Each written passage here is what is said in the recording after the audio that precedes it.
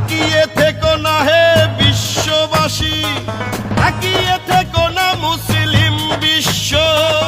এভাবে চুপ করে থাকলে ফিলিস্তিন হয়ে যাবে একদিন নিঃস্ব। আজ পবিত্র আলে আকসা